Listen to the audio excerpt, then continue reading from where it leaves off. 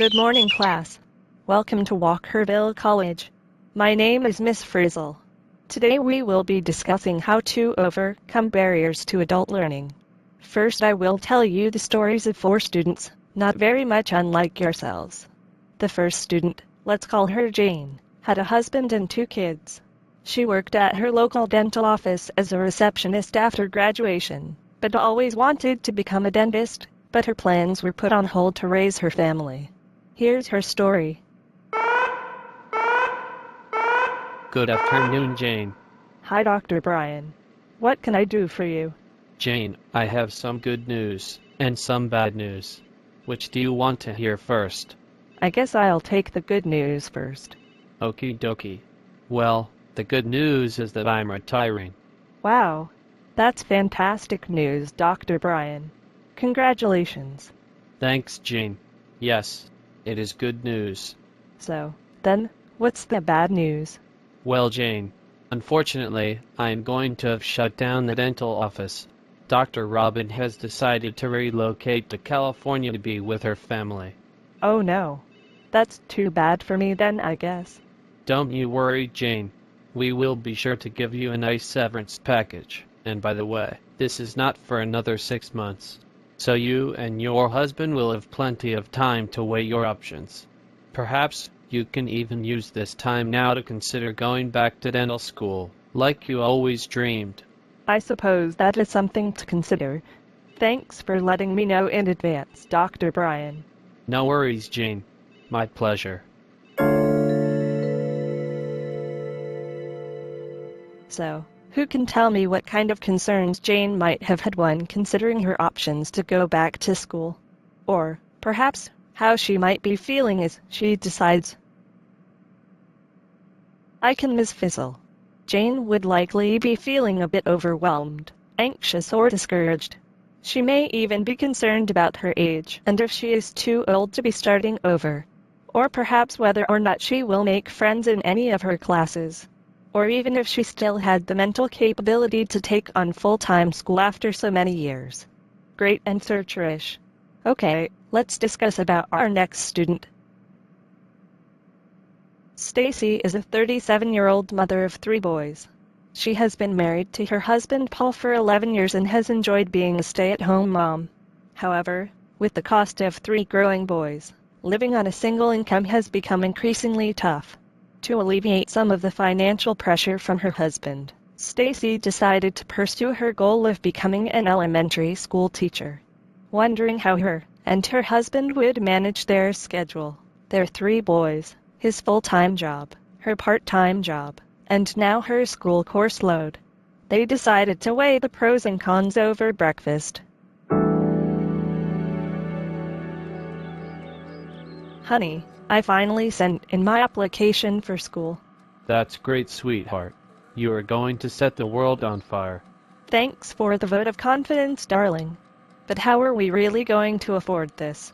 Alex needs new shoes, and Matthew and Daniel need new hockey equipment. Stop stressing about our budget, Stacy. We will be fine. But how can you be so sure, Paul? Look, Stacy, I have been going to work all of these years by myself, while you have stayed home to raise our beautiful boys. You have done your part, darling. Let me do mine. Where there is a will, there's a way. Thanks, honey. I love you so much. I love you too, sweetheart. Besides, we have our RSPs, and maybe we can get you qualified for OSAP, or even a student loan of some kind. Don't you worry, my love. I guess you're right. I can look up some information about it this afternoon. Perfect. We'll discuss it again later then.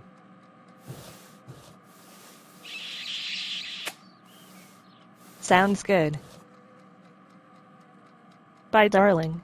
Have a great day at work. Thank you, sweetheart. I'll see you later. Kiss the boys for me. All right, class.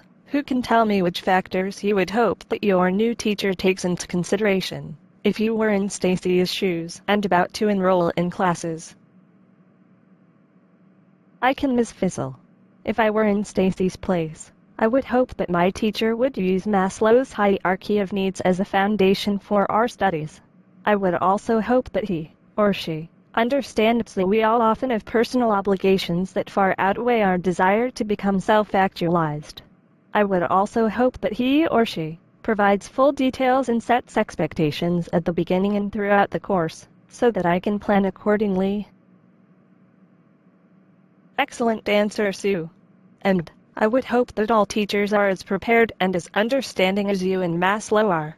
Our third student is Andrew. Andrew is a hard-working 35-year-old paralegal who dreamt of becoming a lawyer since he was a little boy. Now that he is a father himself, he wants to set a higher standard of expectations for his 12-year-old son, so he decided to go back to school. Andrew, what are you still doing here? It's after 6. Oh, hi, Mr. Peterson. I know. I'm just wrapping up for the evening. Well, all right then. Don't work too hard. See you tomorrow. Okay, sir. See you tomorrow.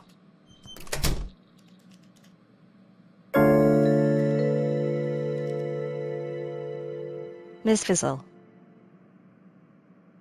Yes, Siobhan.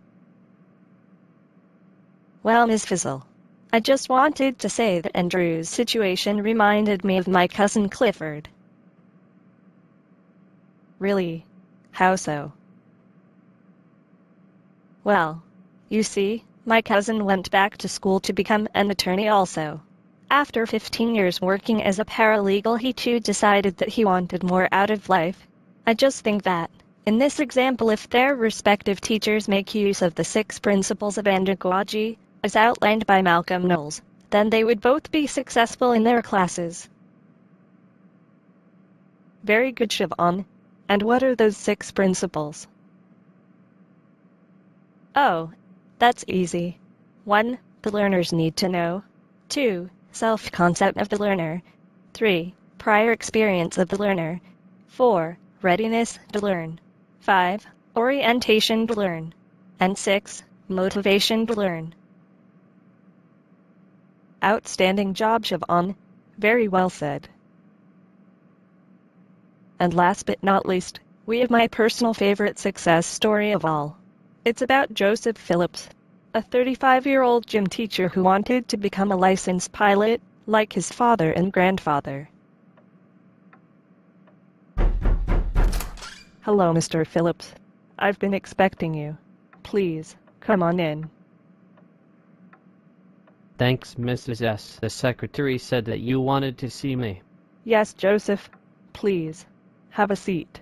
Don't mind if I do. Joseph, you have been a respected member of this faculty for 8 years now. So it is with a heavy heart that I tell you this. What is it, Mrs. S.?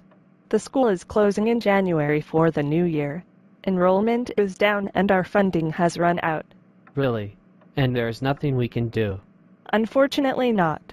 I am advising all of the staff today. Reassignment meetings will take place in 2 weeks. However, I'll give you, Joseph, the same advice that I gave the music and art teachers. You have been giving yourself to your students for all of these years. I would suggest that you use this opportunity to reevaluate your career path and to take advantage of the time off to pursue something that makes you even more happier than teaching. I guess that's one way to look at it. But I can say that I won't miss this place. And the students, that's for sure. And I'm certain that they will miss you too. Everyone will be missed. Tell me, Joseph, what is it that you have always longed to do, but never had the chance, money, or the time to do? Well, Mrs. S., I have buried this one desire so far down, I thought I'd never bring it back up again. And what is that, Joseph? I've actually always wanted to become a pilot, but ironically, going back to school was not something I ever considered for myself. Who knows, Joseph? Perhaps now is your chance. Either way, please let me know if I should schedule you for a reassignment appointment or not by the end of next week. Thanks again for everything, Mr. Phillips. I'll walk you out. Thank you to Mrs. S. The pleasure was all mine.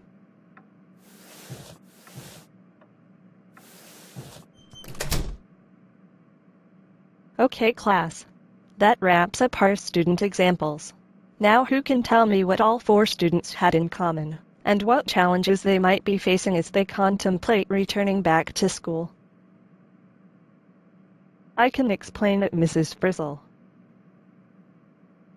Sure. Please go ahead, Siobhan. Thanks, Mrs. Frizzle. I think that Joseph and the rest of the students were a bit afraid of change. Going back to school is a big decision. Not only is it a financial obligation, but it is also a major time commitment as well. Many second career students are concerned about the learning curve and adapting to the fast-paced world of technology.